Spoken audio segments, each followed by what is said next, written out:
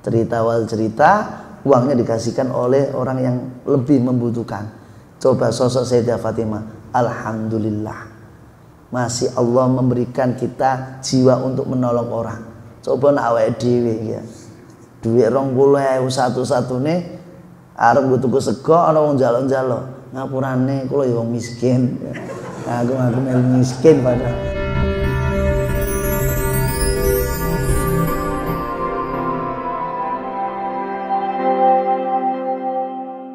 Alhamdulillah di kesempatan Jalsa Isnin ini kita diperkenankan oleh Allah Subhanahu wa taala untuk senantiasa istiqomah mencari ridha Allah dengan cara mendekatkan diri kita kepada orang-orang soleh, mendekatkan zuriyah keturunan Rasulullah sallallahu alaihi wasallam dan mendengarkan nasihatnya para salafus soleh.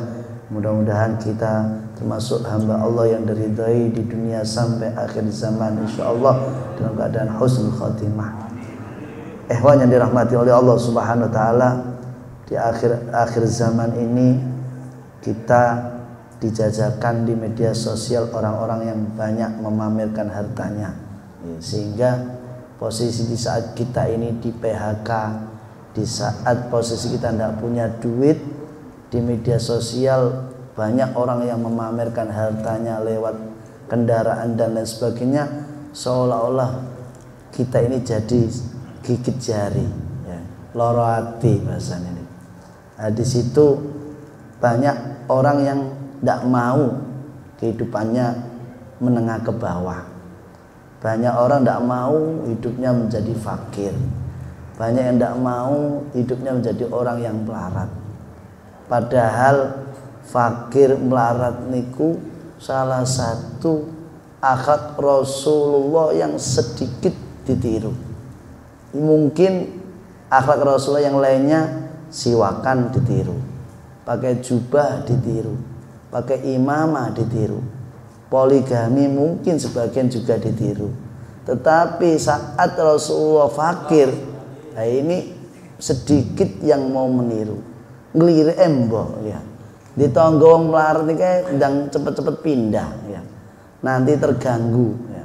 Alasannya sithik-sithik ketok pintu njaluk sumbangan lan liyane. Padahal di situ satu kesunahan yang agung yang dilakukan oleh Rasulullah sallallahu alaihi wasallam. Maka di sini kita akan bersama-sama mengkaji kitab Mukasyafatul Qulub dari Imam Ghazali fi Fadlil Fuqara, tentang keutamaan jadi orang fakir ya. Karena kita tidak tahu apakah kita masuk golongan orang kaya, apakah masuk golongan orang fakir. Kalau seandainya kita ini masuk golongan orang fakir, kita tahu keutamaan orang fakir niku dadine adem ayem ya. Tidak apa-apa tumpakane sepeda ontel. Tapi kita tahu keutamaan fakir, insya Allah pede-pede aja. Nah, di sini Rasulullah Sallallahu Alaihi Wasallam bersabda, khairu hadhil ummah fuqara'uha. Sebaik-baik umatku, hadhil ummah berarti umatnya Nabi Muhammad, yaitu fuqara'uha, fakirnya. Kenapa kok sebaik-baik umat kok fakirnya? Karena Sayyidul Fuqara Nabiyuna Muhammad Sallallahu Alaihi Wasallam. Maka umatnya Rasulullah yang fakir justru khairu hadil ummah, bukan yang kaya. Padahal di zamannya Rasulullah itu Rasulullah senang sama sahabat yang kaya-kaya. Karena apa? Membantu perjuangan Islam di situ. Tetapi saat di akhirat di surga beda wacana. Maksudnya apa? Rasulullah kalau memiliki sahabat yang kaya itu didoakan yang banyak, karena nanti di akhirat mereka jauh berbeda dengan kehidupan sahabat yang miskin. Karena di dalam sabda Rasulullah Sallallahu Alaihi Wasallam, beliau bersabda, dakhaltul jannah fasami'tu harakatan amami. Aku masuk surga dan aku mendengar gerakan di depanku, seolah-olah ada bayangan bergerak di depanku. Fanadhartu faidan Bilal. Ternyata aku melihat depanku itu ternyata Bilal bin Rabah. Wa nadzartu fi alaha, kemudian aku melihat di atasnya Bilal.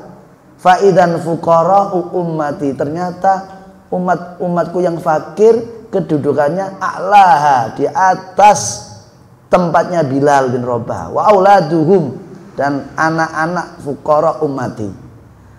Wa nadzartu fi asfaliha, kemudian aku melihat fi asfaliha, melihat kedudukan di bawahnya sahabat Bilal. Fa idzan fihi minal aghniya wan nisa'i qalil, ternyata aku melihat di dalam surga di bawahnya itu kelompok orang-orang kaya dan wanita-wanita yang hanya segelintir, tidak banyak ya. Fakultu, kemudian Rasulullah bertanya kepada Allah Subhanahu wa taala, ya Rabbi ma sya'nuhum, ya Rabb, apa yang menjadikan orang-orang itu tempatnya berbeda-beda? Qala amman nisa fa adarra bihinal ahmarani adzahab wal harir, adapun wanita-wanita yang di surga kok sedikit disebabkan karena mereka tergoda, kena tipu kekayaan dunia. Wa amal agniya fastaghalu bitul hisab, sedangkan orang-orang kaya masuk surganya lama itu karena tul hisab, banyaknya hisab besok di yaumil kiamah. Maka seketika itu Rasulullah SAW mengelilingi, mencari sahabat Rasulullah satu persatu, sehingga beliau mengatakan falam ara Abdurrahman bin Auf, aku tidak menjumpai sing jenenge Abdurrahman bin Auf. Setiap sahabat Rasulullah golei, ketemu semua, illa kecuali Abdurrahman bin Auf, digolei tidak ketemu. Padahal panjenengan tahu Sayyidina Abdurrahman bin Auf itu sahabat yang kaya raya. Saking kaya raya ini masya Allah, orang jenenge setengah-setengah ngasih orang ya. Nah di total zaman sekarang itu setiap ngasih orang 500 juta ya. Kira-kira ada ndak orang ngasih ngasih satu orang 500 juta di tonggong ini mesti kebak orang nih nunggu keluarnya kapan nih Abdurrahman bin Auf ya. Nah awake dhewe ngono sido jadi artis saestu niku ya. Lah setiap berhenti mesti banyak yang mendekati karena apa, pengen dapat uangnya itu 500 juta. Niku ternyata digoleki di surga falam ara Abdurrahman bin Auf. Ternyata Rasul tidak mendapati Abdurrahman bin Auf. Summa ja'ani ba'da dzalik wa huwa yabki. Loh tiba-tiba Sayyidina Abdurrahman bin Auf mendatangi Rasulullah kok dalam keadaan yabki, keadaan nangis. Ada apa ini? Padahal Sayyidina Abdurrahman bin Auf termasuk sahabat golongan yang masuk surga, dijamin masuk surga. Itu masuk surganya digoleki Rasulullah tidak ketemu-ketemu. Bahasanya apa? Terlambat masuknya. Beliau menangis. Terus ditanya, ya Abdurrahman, ma khalafaka anni, apa sing nyebabke sampean kok terlambat ketemu aku ya napa? Sebab apa Abdurrahman? Kata Sayyidina Abdurrahman, wallahi ma wasaltu ilaika hatta laqaitu musayyibat. Aku ndak ada sampai ketemu panjenengan gara-gara aku ketemu musayyibat. Musayyibat niku napa? Ternyata yaitu banyaknya harta, kuntu uhasabu bimali. Aku dihisab duluan Gusti Kanjeng Nabi. Dihisab. Jadi ini aku datangnya ke panjenengan deketin jenengan dangu lama. Goro-goro hisab kula akeh. Padahal Sayyidina Abdurrahman dermawani luar biasa kados ngoten. Nggih, sing ning TV sing kejadian wong Purwodadi mawon niku nggih, ngaspal jalan berapa kilo terkenal sultan ya, dermawan. Seumpama zaman kita ini ada Sayyidina Abdurrahman bin Auf, ndak ana sing jenenge jeglongan ndak ada. Ya, terpikirkan beliau. Tapi masuk surganya kok di situ ma khalafaka anni, terlambat itu. Gara-gara apa? Uhasabu bimali, hisabe akeh. Makanya di situ mengingatkan kita jangan sekali-kali kita pengen jadi orang kaya kalau tidak mau dihisab. Ya, maka Rasulullah pernah ngajak Imran bin Muhsin, ya, Imran ikut aku ke rumah putriku. Ya, dikatakan dalam hadis, ya Imran ikut aku ke rumah putriku. Siapa ya Rasulullah? Fatimah. bi abi wa ummi, ya, demi nama ayahku dan ibuku siap, saya ikut panjenengan ya Rasulullah. Berangkatlah Sayyidina Imran sama Rasulullah ke rumah putri Rasulullah, Aisyah Fatimah. Saat mengetok pintu, Sayyidah Fatimah mengatakan, silakan bah masuk. Kata Rasulullah, aku ini bawa teman. Sinten nggih? Imran. Ngapunten ya Rasulullah, saya ini tidak pakai kerudung. Nak saumpamane kula golek kerudung nggih mboten nonton kerudung kula basah nembe kula cuci. Anane baju sing saya pakai. Seumpama baju ini saya angkat ke atas, kakiku kelihatan. Seumpama kakiku tutupi, kepalaku kelihatan. Bagaimana ini, Bah? Kata Rasulullah, langsung ngambil rida dipakaikan ke putrinya Rasulullah SAW. Setelah itu masuklah Sayyidina Imran bersama Rasulullah. Terus Rasulullah tanya, ya Fatimah, apa kabar? Gimana keadaanmu? Di situ tanya, sehat. Ternyata apa? Kata Sayyidina Sayyidah Fatimah, ya abi asbahtu wallahi waja'ah. Aku demi Allah, aku dalam keadaan banget lapar. Wazadani waja'an alama bi. Sampai laparku tambah parah. Banget lapar. Dikatakan dalam hadis, beliau itu ngendika bicara sama Rasul itu sampai gemeter, ndrodok bahasanya. Ora karena kedinginan loh, karena kelaparan. Ini ku ndrodok. Anilastu akdar ala ta'ami akilhu. Aku tidak mampu untuk makan karena saking lemes ini, saking lapar ini. Nah ini bayangke sampai segitu lapar kayak ini keluarga Nabi Muhammad SAW. Terus apa? Fabaka Rasulullah. Rasulullah terus nangis nih, nangis terus mengatakan, ya binti, la tajzai, ya ibnatah, jangan bersedih hati, jangan bersedih hati. Sambil Rasulullah meneteskan air matanya, jangan bersedih hati. Fawallah madzaqat ta'aman mundu madzaqatu ta'aman mundu salas. Demi Allah, aku tidak merasakan makanan sejak 3 hari. 3 hari yang lalu. Aku 3 hari 3 malam tidak makan. Wa inni la akramu 'ala Allah minka.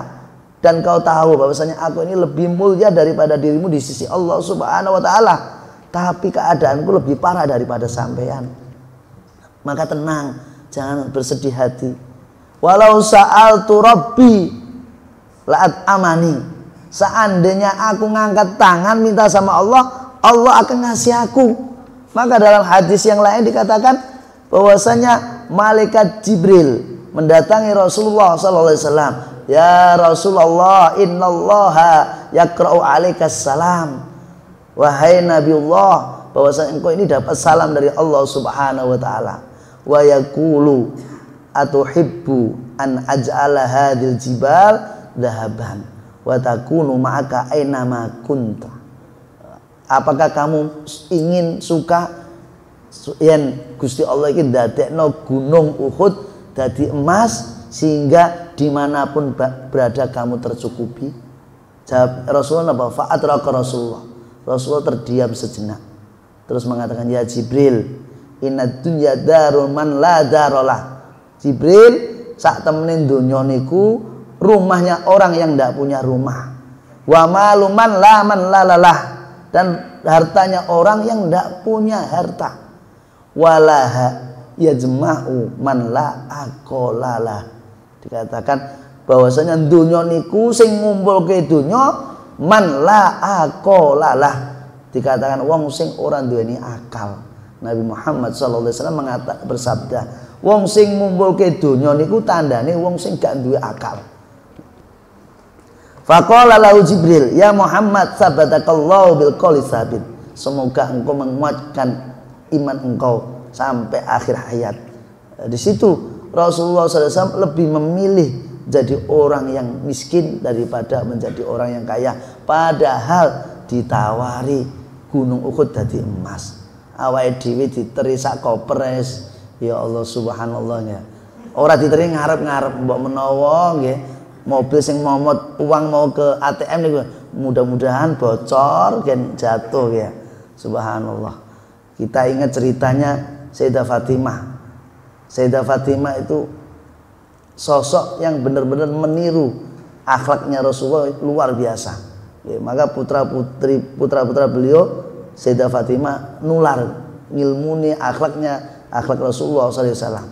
Suatu hari Sayyidah Fatimah ini pengen ibarat kata makan, tapi tidak punya apa-apa. Jadi walhasil beliau itu menjual satu selimut satu-satunya yang miliki. Selimut satu-satunya. Padahal di daerah Mekah niku, nak wis kadung dingin ya dinginnya luar biasa. Nak kadung panas panasnya luar biasa. Lu punya satu selimut buat anaknya dijual. Setelah dijual harga dikuruskan rupiah itu 20.000. Setelah dapat uang 20.000, Sayyidah Fatimah ke pasar, ketemu suaminya Sayyidina Ali bin Abi Thalib radhiyallahu anhu wa arda. Setelah itu Sayyidina Ali menawari, wes saya yang beli aja. Uang 20.000 dibawa ke pasar untuk beli makanan, tetapi belum sampai ke pasar ada orang bilang, ya Ali, semoga engkau golongan orang-orang yang dimuliakan oleh Allah SWT. Ya Ali, maukah engkau membantuku? Kata Ali, indakah hajah, apa yang kau inginkan? Ya Ali, hari ini terakhir aku harus bayar kontrakan, sedangkan aku tidak punya uang sepeser pun untuk bayar kontrakan. Kalau tidak bayar, aku akan diusir dari rumah itu. Kata Ali, berapa itu bayar kontrakan? Ya Ali, 20.000 saja. Ternyata pas uang yang dimiliki Sayyidina Ali dari penjualan selimutnya. Maka uang 20.000 ini tanpa mikir-mikir panjang dikasihkanlah. Oh, ini buat kamu. Kalau yang lebih butuh untuk bayar kontrakan. Terus Sayyidina Ali pulang tanpa membawa makanan. Ketemu istrinya, gimana sudah beli makanan? Cerita wal cerita, uangnya dikasihkan oleh orang yang lebih membutuhkan. Coba sosok Sayyidah Fatimah, alhamdulillah, masih Allah memberikan kita jiwa untuk menolong orang. Coba nak awake dhewe ya, duit 20.000 satu-satune arep tuku sego ana wong njaluk-njaluk, ngapurane kula ya wong miskin. Aku miskin padahal ya ono duit 20.000 nika. Nah, terus niki Sayyidina Ali balik, alhamdulillah. Terus Sayyidina Ali sanjang kali pun aku tak ngene moro sepuh ya. Rumahnya Rasulullah, silakan. Ke rumah Rasulullah, belum sampai di jalan ada orang bawa onta. Bawa onta, harap jual onta nih. Lah, wong itu jual kali Ali. Ya Ali, Masya Allah, untung aku ketemu sampean. Lah kenapa? Iki aku harap atul ontoli. Mesti jenani cocok ya. Bagus ini ontan. Buat ente, bagus pokoknya, mumtaz ini. Kata Ali, aku iki hari ini tidak punya uang. Seandainya aku punya uang tak beli itu. Wih, Yelis, utang aja ndak bawa. Kau bawa itu aku sudah seneng. Ndak apa-apa, uangnya belakangan. Daripada anak dibeli orang, wes saya ini ndak ikhlas. Takut tidak dibayar. Tapi kalau ente, anak yakin gitu. Lah, berapa itu? Wes sama ente ndak mahal-mahal aja. Wes 20 juta aja. 20 juta, sedangkan Sayyidina Ali ndak punya uang apa-apa. Kata Ali, ya wes, uangnya belakang ya. Terus tidak apa-apa. Aku lebih yakin engkau beli daripada orang lain. Pasti jenengan bayar. Nah, onta dibawa 20 juta. Lah, belum sampai rumah, kira-kira ini nak seumpama sampai rumah kita yang beli, mesti kita ditendang istri kita ya. Duit 20.000 dino wong, barang iki tuku motor utang sisan. Ya ini karena sosok istri Rasulullah, istri Sayyidina Ali putri Rasulullah luar biasa akhlaknya. Belum sampai rumah tiba-tiba ada orang tahu, ya Ali, Masya Allah, ente kok bawa onta ini, onta siapa? Kata Sayyidina Ali, ontaku. Apakah kau jual ontamu ini? Ya, kalau ada yang beli tak jual. Berapa li? Tak beli nih li. Nah, Sayyidina Ali 20 juta dinaikkan 40 juta. Wih, 40 juta murah itu Ali. Langsung tak bayar cash ya. Kalau ada silakan. Langsung dibayar cash 40 juta. Terus yang 20 juta dikasihkan pemilik pertama, 20 juta bawa pulang. Sampai rumah dikasihkan istrinya. Coba kalau kita pas posisi tidak punya duit, dapat 20 juta. Yakin mikirin tuh ngendi-ngendi. Gawa luwes lah, mall lah, beli ini sampai tidak tersisa. Ternyata Sayyidah Fatimah tidak seperti itu yang kita bayangkan dan tidak seperti kita. Beliau dapat 20 juta, ngambil 20 ribunya saja. 20 ribu diambil, selebihnya suruh membagikan fakir miskin. 20 ribu persis kayak uang jualan selimut, yang lebihnya dikasihkan fuqara wa masakin. Nah, ini seperti orang-orang inilah yang kita cari. Dan mungkin kalau bisa kitalah yang dicari, menjadi orang-orang yang seperti ini, punya akhlak seperti itu. Kalaupun enggak ya minimal seneng wong fakir ya. Sebab tadi wong fakir wabot ya. Arep tuku bakso pas ora ndek dhuwit ya gigit jari kan. Apa meneh pengen duwe HP ya. Saiki HP niku kudu apik-apik niku. Terus di dalam hadis itu dikatakan setelah Rasulullah mengatakan itu, okay, terus Rasulullah mengatakan kepada putrinya sambil menepuk pundak Sayyidah Fatimah, absyiri, berbahagialah engkau ya Fatimah, berbahagialah engkau ya Fatimah, fa wallahi innaka la sayyidatan nisa'il ahlil jannah, engkau ini sungguh wis ada wallahi inna sama lam tauhid di situ. Ada sumpah wallahi wawu terus ada huruf innanya sakilah, terus ditambah lam taukid, 3 kekuatan. Seumpama ndak ada wallahi, ndak ada inna, ndak ada la, nak Nabi Muhammad ngendika ya mesti bener, la yantiqu anil hawa in huwa illa wahyun yuha. Tetapi Rasulullah ada kata wallahi inna la sayyidatun, sampai segitu kekuatan. Berarti itu banget nggo nguatno hati Sayyidah Fatimah, engkau ini pemimpin wanita di surga. Ternyata apa? Sayyidah Fatimah tidak langsung keblinger. Beliau langsung mengatakan, fa aina Asya imra'atu Fir'aun abi wa Maryam binti Imran. Lah kalau aku ini pemimpin wanita di surga, lah terus Asya bagaimana? Maryam bagaimana? Ketawaduan beliau. Wis dapat kedudukan tinggi tetap nanyakan beliau-beliau ini, Sayyidah Asya, Sayyidah Maryam. Rasul mengatakan Asya sayyidatun nisa'i alamiha, bahwasanya Asya itu pemimpin wanita di zamannya. Sayyidah Maryam pemimpin wanita di surga di zamannya. Dan engkau wa anta sayyidatun nisa alamika, engkau pemimpin wanita surga di zaman engkau. Padahal umat yang terbesar umatnya Rasulullah Sallallahu Alaihi Wasallam. Di situ Sayyidah Fatimah menjadi pemimpin wanita nisa di surga tadi. Tapi berarti apa? Rasulullah tidak ridho punya keluarga, punya anak, punya keturunan sampai lu gila dunia. Karena Sayyidina Rasulullah niku berwasiat kepada Sayyidah Aisyah, umumnya untuk keluarganya dan umumnya untuk umat-umat Rasulullah SAW. Beliau mengatakan apa? In aradti al-luhuqabi, kalau engkau menginginkan ketemu aku besok di yaumil qiyamah, maka fa'alaiki bi aisyil fuqara, maka alaik, wajib engkau ini harus jadi kehidupan orang-orang fakir, bi aisyil fuqara. Wa iyaki wa mujalasatal agniya, dan hati-hati duduk dengan orang kaya. Hati-hati duduk dengan orang kaya. Sampai segitunya. Ada apa di balik harta? Ada apa di balik orang kaya? Kok sampai Rasulullah kok berwasiat wa iyaki bi mujalasatal agniya, hati-hati engkau kalau duduk dengan orang kaya. Sampai segitu. Wala tanza'i dira'aki hatta tarqaihi, dan jangan sampai engkau melepas penutup aurat engkau. Pesannya Rasulullah kepada keluarga-keluarga Rasulullah Sallallahu Alaihi Wasallam. Maka disitulah salah satu keutamaan orang-orang fakir di sisi Allah Subhanahu Wa Taala. Tetapi ada syarat untuk masuk golongan orang-orang yang dicintai oleh Allah lewat golongan orang-orang fakir.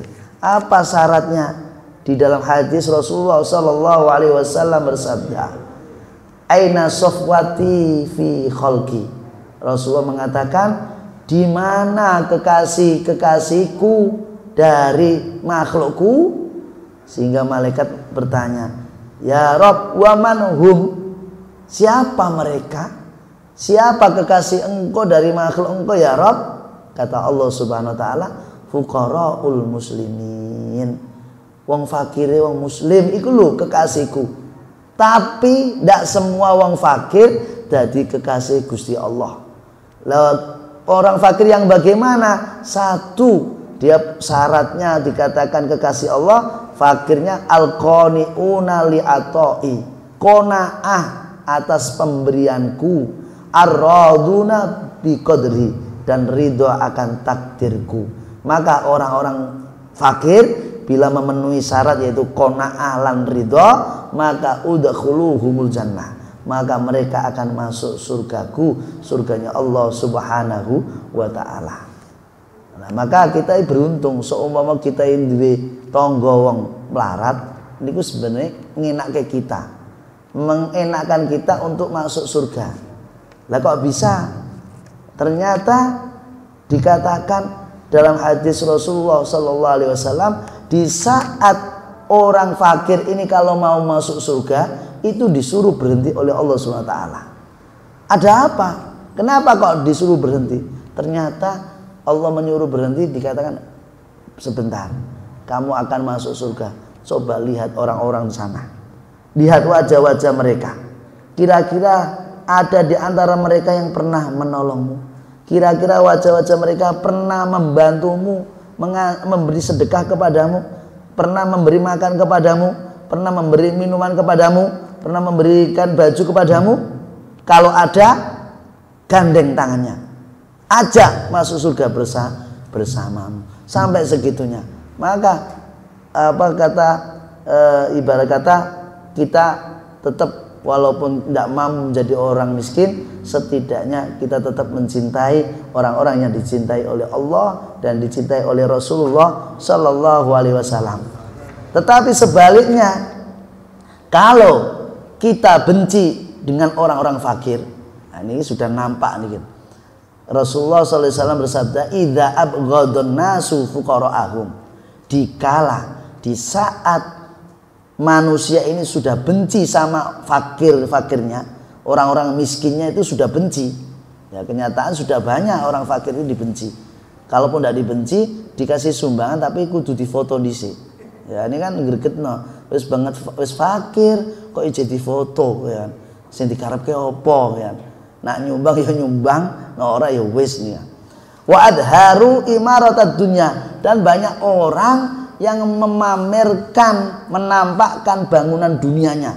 Orang sudah mulai mobil mewah-mewah semua, tapi nopo kredit, ya, utang dhisik, atau rumah mewah kayak istana, tapi ya utang meneh, ya, dan lain sebagainya. Intinya, niku ternyata watakalabu ala jam'id darahim, dan orang-orang semuanya bergegas untuk berusaha menjadi orang kaya raya. Itu kalau zaman itu sudah kayak gitu, maka Rasulullah mengatakan romahumullahu bi arba'i khisalin, maka Allah akan memberikan 4 cobaan, memberikan 4 bala kepada lingkungan setempat yang mana tadi benci sama orang fakir dan menampakkan harta kekayaannya. Yang pertama al-qahtu minaz zaman, yaitu dikasih kemarau yang sangat panjang, ya. Tinggal kita hati-hati, kira-kira iki kok kemarune suwe napa ndak. Kalau suwe ya wis berarti guys tondo-tondo. Wal jawru minas sultan, dan diberi pemimpin yang zalim. Ibarat kata apa? Akeh pencitraane. Ngomongi iya ternyata ndak, ya. Ngomongi tak bangun ternyata ndak. Intinya apa? Wis kata-katanya indah. Sampai-sampai pernah ada satu orang itu bareng sama saya, Pak Ustadz, lihat itu ada baliho, selalu bersama rakyat Pak Ustadz. Ini wajah ini gregetno, ora bakal itu bareng karo rakyat. Nah ono karep tok bareng rakyat. Ya, saya ingat itu di daerah satu kota itu ada, waktu dia mau nyalek itu hadir majelis taklim, bareng wis dadi belas orang etok belas ya. Njaluk sumbangannya orang metu belas, antine orang njaluk ya. Niku wal jawru minas sultan. Terus yang ketiga wal khiyanah min ulatil ahkam. Khianat, pemimpinnya khianat, sudah punya janji sama rakyat ternyata tidak ditepati, bahkan malah menyakiti. Wasyaukatu minal a'da, dan musuh-musuh Islam sudah mulai menyakiti, sudah menganiaya orang muslim. Lewat apa? Menganiaya mereka dengan pemahaman, dengan lewat media sosial. Itu juga termasuk cara musuh untuk menghancurkan umat muslim. Itu terjadi gara-gara apa? Gara-gara umat muslimnya sendiri tidak suka sama orang fakir, meremehkan orang fakir, dan mulai bermewah-mewahan, memamerkan hartanya. Maka jangan salahkan pemimpin yang dolim, jangan salahkan pemimpin yang berkhianat, jangan salahkan musuh-musuh Allah yang memusuhi kita, karena kita sendiri yang tidak suka sama orang fakir. Intinya apa? Wong fakir itu nggawa kualat, apa meneh ulama. Wong fakir niku iso ndadekno nekake kualat yang awake dhewe niki ora duwe rasa seneng karo wong fakir. Niku entuk kena kualate, apalagi para ulama-ulama yang fakir. Lah ulama-ulama yang fakir inilah harus kita hati-hati. Kalah donya menang donga. Ora apa-apa donya kalah, dongane jangan salah, jangan kalah. Makanya saya ingat guru-guru saya itu tidak usah ngejar donya, tapi ngejar dongamu sing mandi. Nak donya mbok kejar jatamu 5, mbok gawe mumet ya untuk 5. Tapi nak donga mbok kejar jatamu 5, insyaallah ora 5, iso tambah. Karena donga mandiku terkait muttaqin. Semakin engkau bertakwa, maka dongamu itu semakin mandi. Maka ora masalah kalah donya, sing penting menang donga. Maka dalam sabda Rasulullah SAW dikatakan yadkhulu fuqara'u ummatil jannah, bahwasanya orang fakirnya dari umatku, umat Rasulullah SAW masuk surga itu mendahului agnia, mendahului orang-orang kaya selisih bi khamsi mi'a amin, selisih 500 tahun di akhirat. Padahal sehari ini kan 1000 tahun. Niku jarak antara masuk surga nih wong miskin nih wong kaya 500 tahun duluan orang miskin. Nah, di situ maka ada salah satu hadis Rasulullah SAW, ada 3 orang yang masuk surga tanpa hisab. Yang pertama, rajulun yuridu ayyughsila thawbahu falam yakun lahu khalaqun yalbasuhu. Dia ingin mencuci bajunya tapi dia tidak punya baju ganti. Arep nyuci baju gak punya baju ganti. Kalau kita baju cuci sak deret sak tampar penuh, masih di lemari masih banyak ya. Nah, itu kan ibaratnya tidak sebanding. Niku orang yang masuk surga tanpa dihisab, di mana dia itu mau nyuci baju tapi tidak punya baju ganti. Itu tadi kayak Sayyidah Fatimah tadi. Terus yang kedua, rajulun la yumsib ala mustaqidin qadrin. Nah, dia ibarat kata butuh api tapi tidak punya. Cuma api tok, satu lilin. Satu tok. Makanya ada orang Yahudi, orang Nasoro, orang Nasoro niki punya tetangga muslim itu malam-malam minta lampu. Ibarat kata dulu, kalau sekarang beda. Dulu minta lampu, sekali mati minta lagi. Jadi ini wong Nasor ini heran, ibu ini kok sebentar-bentar minta api, ada apa? Pas minta api yang ketiga diikuti dari belakang, ada apa ini? Oh ternyata dirungokke wong Nasor ngrungokke, oh ibu ini minta api pura-pura supaya anaknya bisa menahan lapar.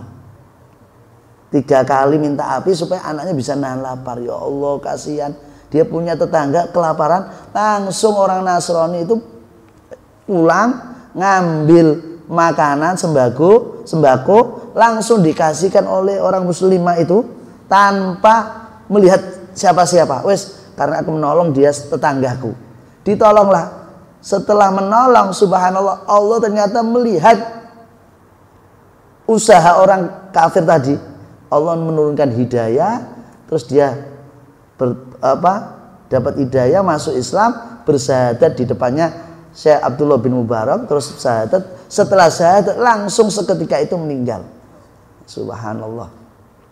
Dapat hidayah gara-gara apa? Tadi ngasih bantuan kepada orang muslim tadi. Langsung dapat hidayah, meninggal langsung, ya. Terus Sayyidina Abdullah bin Mubarak niku ngafani, tetanggane ngamuk-ngamuk. Abdullah bin Mubarak, sampeyan ini orang ngerti iki wong kafir iki. Wong Nasara, orangnya bagus di Allah kok sampean kok malah mati kok sampean kafir kayak wong Islam. Langsung napa jenenge Syekh Abdul Mubarak mengatakan, ketahuilah dia itu sudah bersyahadat di depanku. Setelah syahadat langsung meninggal. Kok bisa seperti itu? Terus Syekh Abdul Mubarak mengatakan karena dia peduli dengan saudaranya, dengan peduli dengan tetangganya. Walaupun beda agama, dia peduli sehingga Allah ngasih hidayah orang itu, terus dia masuk Islam dan dikasih hadiah yang istimewa, meninggal dalam keadaan husnul khotimah. Padahal selama hidupnya Nasoro tidak ada kebaikan bagi Allah SWT, tetapi di akhir hayat Allah menghadiahkan dengan keadaan husnul khotimah. Mudah-mudahan kita termasuk hamba Allah yang husnul khotimah. Terus yang terakhir, 3 orang yang masuk surga tanpa hisab, yaitu rajulun da'a bisyarabihi fala yuqalu lahu ayyuhaturid, yaitu seseorang yang mengundang orang lain untuk ngajak makan atau ngajak minum, tetapi dia tidak mengatakan monggo nak sampean kerso makan, silakan kalau engkau mau minum. Itu ternyata menjadikan kita sulit untuk masuk surga. Piye kalau kita punya makanan, punya minuman, ndak usah sopo sing karep sing kerso minuman iki monggo. Siapa yang mau makanan ini silakan ambil, ndak usah. Wis tutip. Ini apa? Siapa ini ada makanan, monggo. Ada makanan, monggo. Ada makanan ini. Insya Allah kalau dia itu mau ya ngambil, kalau ndak mau ya ndak diambil, ndak usah. Monggo sing kerso ngambil. Nah, itu sebenarnya kalau kita menghilangkan bahasa itu, kita akan masuk surga tanpa hisab. Karena di situ yang menyebabkan dia masuk surga tanpa hisab, la yuqalu lahu ayyaturid. Dia tidak mengatakan sinten sing mau.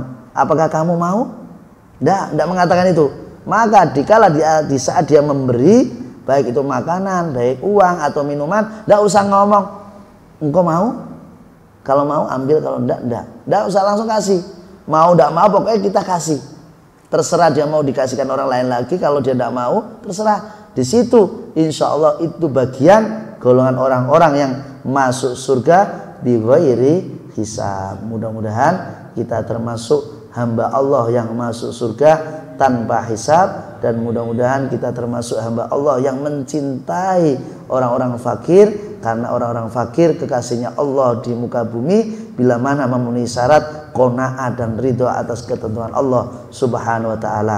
Amin amin ya rabbal alamin. Wa sallallahu ala sayyidina Muhammadin wa ala alihi wa sahbihi wasallam walhamdulillahi rabbil alamin.